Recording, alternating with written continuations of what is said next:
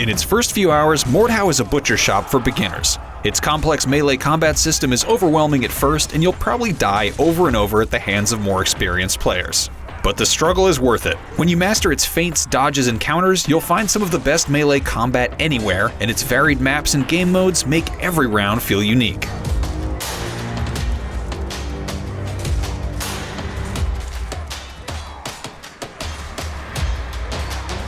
Mordhau gives you plenty of ways to beat your opponents. You can stab, you can strike from different angles by flicking your mouse, you can feint, and you can morph one type of attack into another midway through your windup to catch a foe off guard.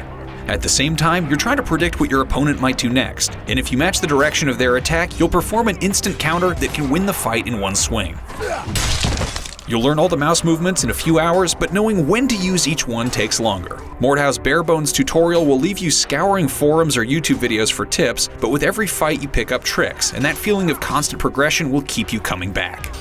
Beating an experienced opponent requires serious mental gymnastics. You have to tease out their weaknesses with feints and counters, and work out a plan to beat them before they do the same to you.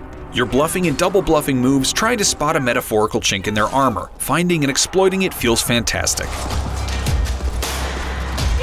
When you land a hit, Mordhau's gory physics and crunchy sounds reward you generously.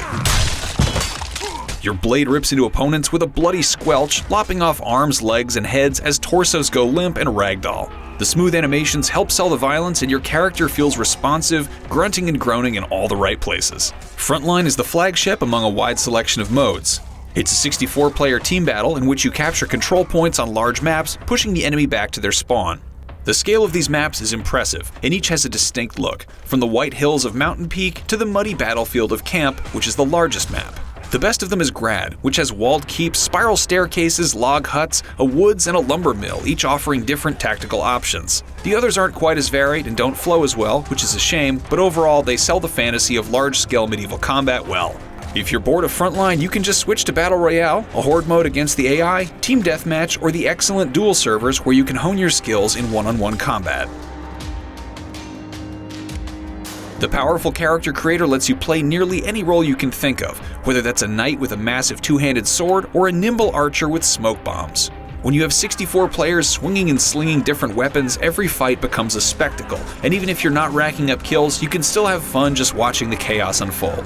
Mordhau's performance sadly doesn't live up to its combat. It often hangs on a blank screen when you boot it up, and getting kicked from servers when you try to connect is a regular annoyance. It also has its fair share of trolls, including team killers, and the chat log is full of exceptionally nasty abuse. There currently aren't any tools to report players in-game, so sadly their behavior goes unpunished.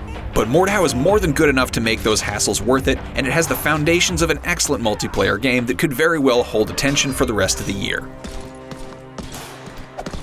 Mordhau's complicated combat is satisfying to master, especially in one-on-one duels, its robust character creator allows for plenty of different playstyles, and its large varied maps mean no two rounds feel the same.